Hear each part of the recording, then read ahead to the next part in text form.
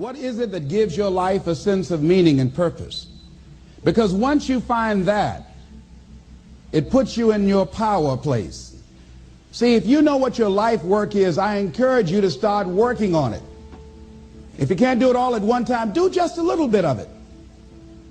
And if you don't know what it is that you showed up to do, if you don't know why you're here, I encourage you to find out what your purpose is here. What is the meaning of your life? What will be different? Have you ever asked yourself that question? I've done that. I remember coming from a friend of mine's funeral, and I was reflecting on how much time I had left. And I went for a walk in a park thinking about this guy whose life was so promising. And I mean, he wasn't an old guy. He was quite young, in fact.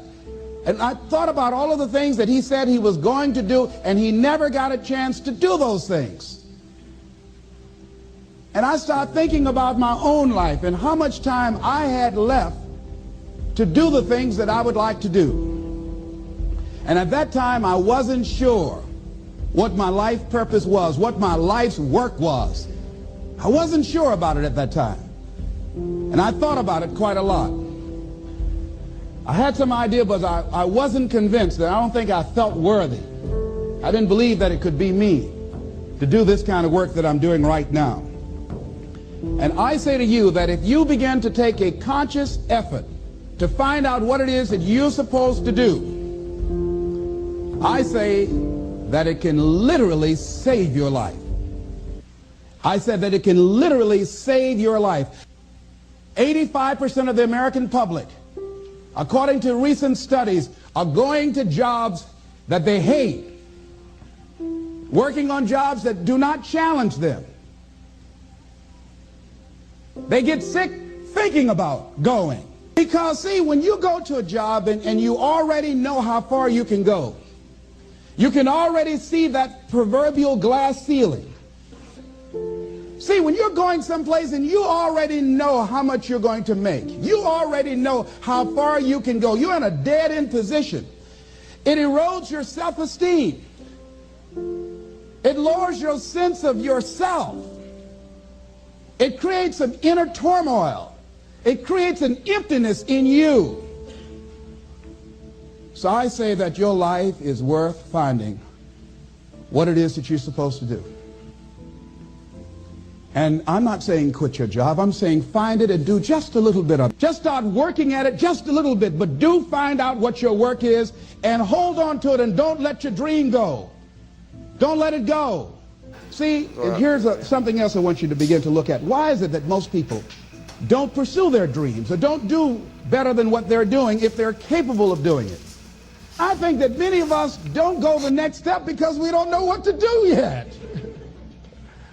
And I say that the reason that we don't even explore the possibility of what to do is because subconsciously we don't believe that it can happen for us, and we don't believe that we deserve it. So here's what I'm suggesting.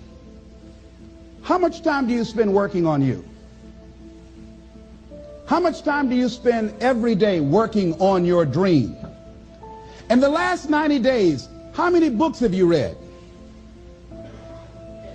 In the last year, what new skill or knowledge have you acquired? What kind of investment have you made in you? So I'm saying that as you begin to look at where you want to go, if you want to make it today, and things are changing so fast you have to literally run to stand still, I'm saying that you've got to make some conscious effort to begin to work to develop you. Here's something else. Most people are not living their dreams because of fear, ladies and gentlemen. Fear, limited vision, and lack of self-esteem is what keep most people doing things they don't want to do. The same reason that people stay in relationships where they're abused or they're unhappy or it's unfulfilling, they can't see themselves beyond that relationship. They can't see themselves enjoying life without that person. They think that this is all that they can do. The same reason that people get stuck at a certain level in life, they can't see things being better for them. And they think that this is it and this is all they deserve. This is all they've ever seen. It's been passed on to them. And they think that this is it for them. Oh no. I was looking what Dr. Blanton Smiley Blanton, who is a colleague of Dr. Norman Vincent Peale, what he said about fear. He said, fear is the most subtle and destructive of all human diseases. Ladies and gentlemen, fear kills dreams. Fear kills hope. Fear put people in the hospital. Fear can age you. Fear, ladies and gentlemen, can hold you back from doing something that you know within yourself that you're capable of doing, but it will paralyze you. And it seemed like you're in a hypnotic spell.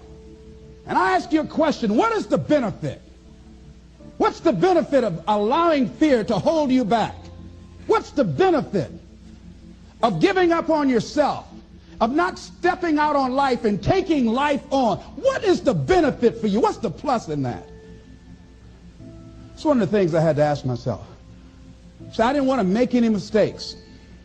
I wanted everybody to like me. I wanted to be perfect the first time I did something. It's not going to happen. You're going to make some mistakes. You're going to hurt some folks' feelings. You're going to create some enemies whenever you decide that you want to begin to take life on. You've got to ask yourself, how long am I going to allow this to hold me back?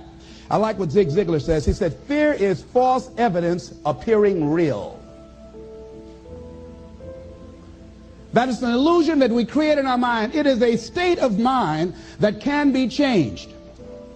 So let's look at how we can begin to take some steps to restructure that fear, to begin to expand our visions of ourselves, to begin to increase our self-esteem. Webster said that self-esteem means confidence and satisfaction in oneself.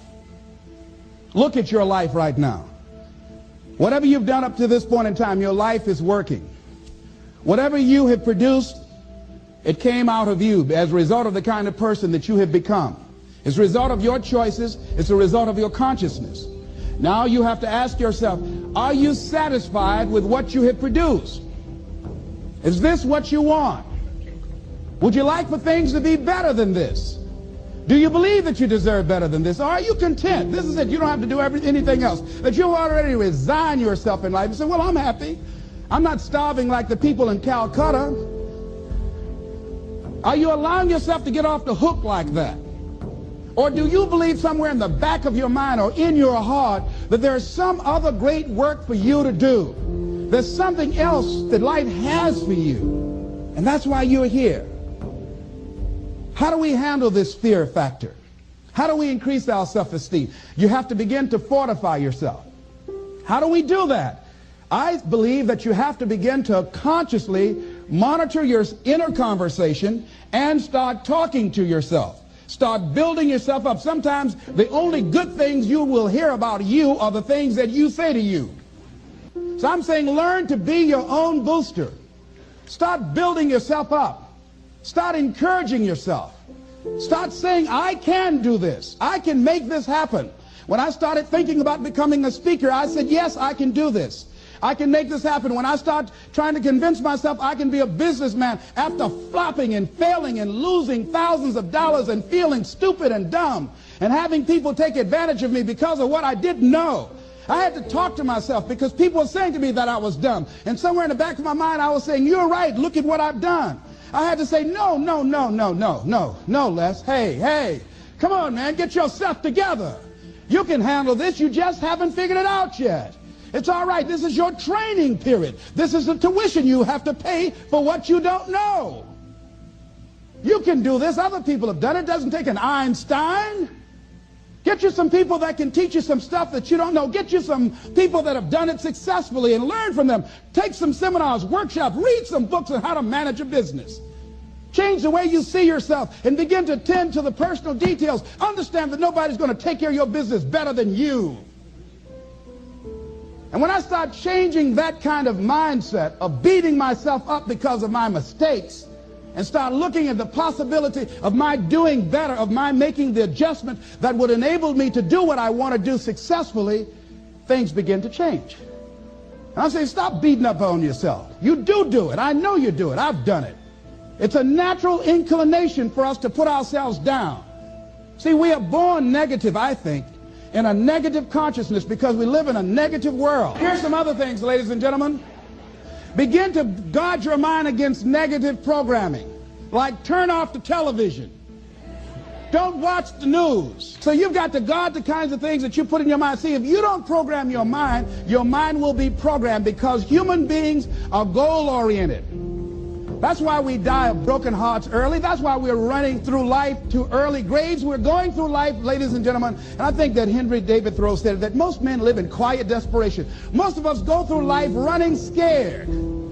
So we created this in our minds, false evidence appearing real. We made it real in our minds. That's why Churchill said there's nothing to fear but fear itself. That's the destructive monster. So turn off things that can contribute to your fear. Turn a deaf ear to people that all they can do is talk about how negative things are, because they have bought into the consciousness of the world. Start attending workshops, seminars, listening to tapes on a daily basis to begin to recondition your mind, to retrain your thinking. Faith comes by what? Hearing and hearing and hearing. Listen to things that can empower you, that can enable you to create a new reality for yourself, and a new life for yourself. You might appear to be strange around most people. You know, most people think you're strange if you're happy today. See, these people have not found their purpose in life. That's why they're grumpy. That's why they're miserable. That's why they're so negative. They're hurting and they want to hurt other people. So start practicing using programs for your mind. Seminars, books, workshops. Keep a journal.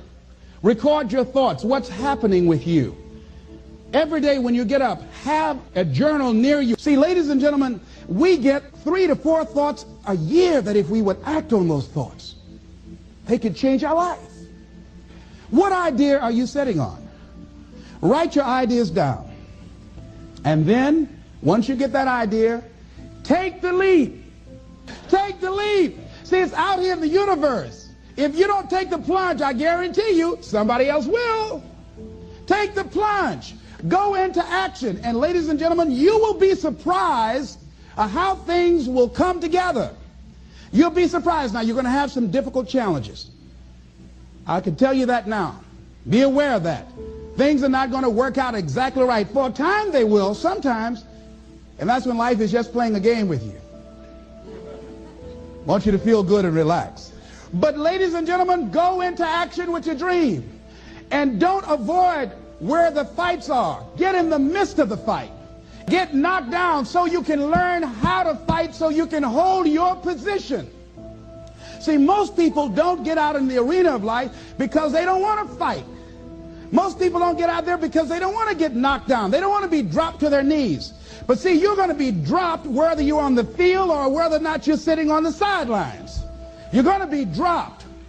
So at least get dropped for something. See, that's how most people are spectators in life. You don't want to be a spectator. You want to get out in the field where the action is. And you will be amazed.